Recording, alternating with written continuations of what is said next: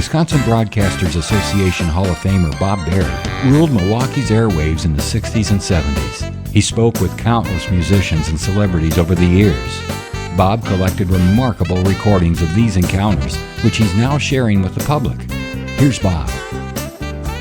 Welcome to Bob Berry's Unearthed Interviews. Thanks for listening. You remember actor Vic Tayback? You probably know him best as the gruff but lovable Mel Sharples from the hit sitcom Alice, a role that made him a household name and earned him a Golden Globe. But Vic's career spans decades, from classic films to unforgettable TV guest spots.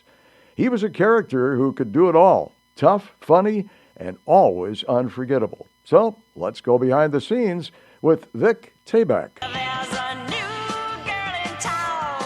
That's Linda Lavin singing There's a New Girl in Town. That's the theme song from the television situation comedy Alice. And we are talking with Vic Tayback right now, who is the fry cook, Mel from Mel's Diner, of Mel's famous chili. Do you cook at all, by the way, Vic?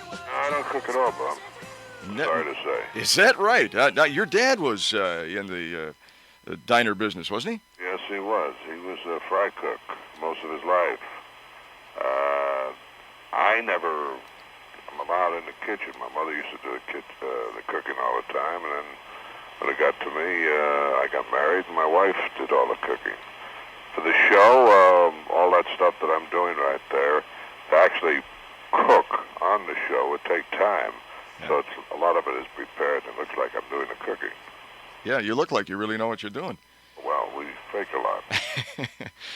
The Alice series is based on a movie, and Vic is the only member of the film cast, I think, to recreate his role on television. Isn't that right? It's the same character, right? Yeah. Mel from Mel's Diner. So that's how that... That's where Alice worked in the movie, at Mel's Diner, and I happen to be the guy that played Mel.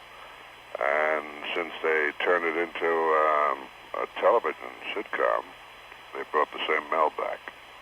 The show has seen a lot of changes. Why so many changes? Most of the changes were in the earlier years. And we had a lot of producer changes, a lot of writer changes. And once we keyed in on that, our first change was when Polly Holiday left, as far as the cast goes. And she left because she wanted to leave. Polly wanted to go out and do a show on her own. Mm-hmm. And Warner Brothers gave her the okay, and that's what she did, so we replaced her with Diane Ladd.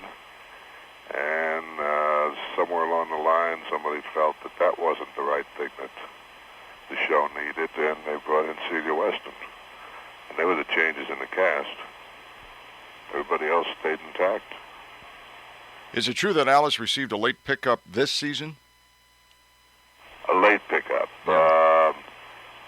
They don't have to give a pickup until, I think they have till April. And they were trying to take a look at all their new pilots and all that. It was a borderline case. They were talking about maybe not picking it up at all.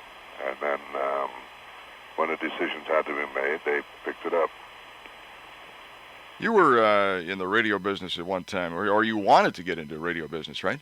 I was in the radio business. I mean, didn't you go to broadcasting school at one time? Yeah, for a very short period, actually. In fact, that's how I started. I wanted to be a radio broadcaster, I thought, or a sportscaster. Mm-hmm. And I went to school, and it was a short training period because they wanted me to do a play while I was there in school, and I really didn't want to do that. I wasn't interested in doing plays. I wanted to pursue like sportscasting, but it turned out that friends talked me into doing the play. I did the play. I found out that I enjoyed it, and left the broadcasting school, got into an acting school. Vic Tayback had underwent triple bypass surgery in 1983. How you doing from after that? I'm fine. I really feel great. I don't recommend it for everybody, but those that need it, I recommend it. Made a big difference in my physical health. I was short-winded and whatnot, and now I'm doing things that I was doing when I was in my 30s. That part that you play in Alice at Mel's Diner there, once in a while you have to get a little upset. Does that take a lot out of you when you have to put on an act like that? I think just acting itself, being involved, no matter what the emotion is it's a lot of concentration involved, and so it's a job. It's a job. It's not easy. But it's also fun, and after you do it many years, it gets a little bit more comfortable, but not comfortable enough where you can't just say, "I'll wing it." You got to do your homework. You got to be ready. It's new dialogue every week. How long does it take to do one show? It takes a week. We do a show a week. Since your bypass surgery, have you had to, is there any exercise that you have to do, or does a doctor have you do anything? The doctor would love to think that I've been exercising all that. I started off great exercising, walking a lot, reading the magazines, and then walking and reading scripts, trying to learn my scripts. And I sort of tapered off on that, but I can only say I feel very good. Well, we wish you all the best of luck, Vic. Personally and with the show, Alice. It's a very enjoyable show, very funny show. Thank you a lot, Bob. That's all, folks. Bob Berry. Thank you for listening to Bob Berry's Unearthed Interviews. Be sure to subscribe and rate our podcast on iTunes or wherever you find your podcasts. You can find all the episodes at WisconsinBroadcastingMuseum.org. Check out Bob Berry's book, Rock and Roll Radio Milwaukee.